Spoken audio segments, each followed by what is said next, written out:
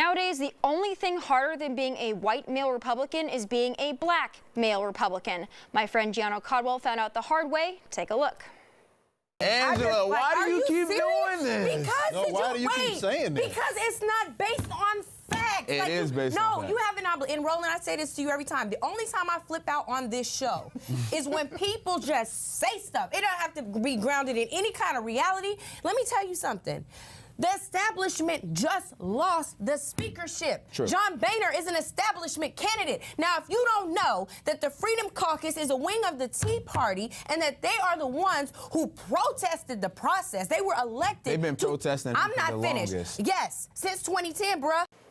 Well, from Donald Trump's alleged support in the African-American community to the Tea Party numbers, and the only time you'll hear a panelist refer to another panelist as bruh.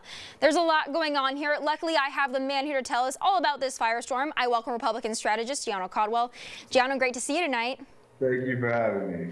Gianno, let's start with Trump. Does he have support in the African-American community? And if so, why is it so hard for your co-panelists to believe there?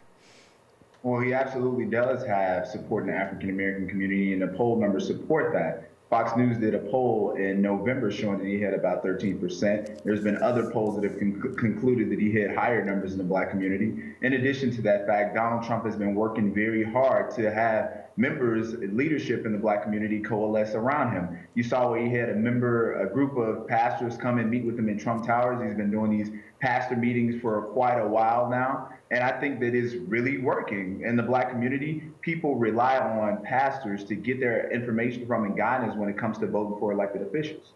Do Democrats automatically believe that they will get the African-American voting bloc? Is that just taken for granted nowadays? Yes, it has been taken for granted for a number of cycles, but one thing I can say is African Americans have absolutely woken up to the fact that, especially after having a black president and not seeing much results under President Obama, they've realized that the Democrats have pretty much just taken their vote for granted, and they're now open to hearing other parties and other perspectives. You see that especially when it comes to, again, this Donald Trump meeting with these black pastors. These are some of the most influential black pastors in the country. Folks with tens of thousands of members and tens of thousands of people who listen to them online and buy their tapes, books, etc. So people are open to a new direction, and they want their vote to be competitive because Democrats have totally taken it for granted.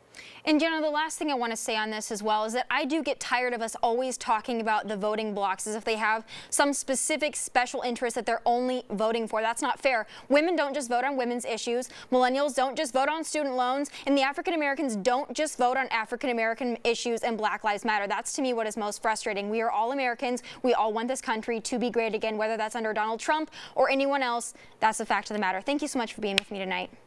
Thank you for having me.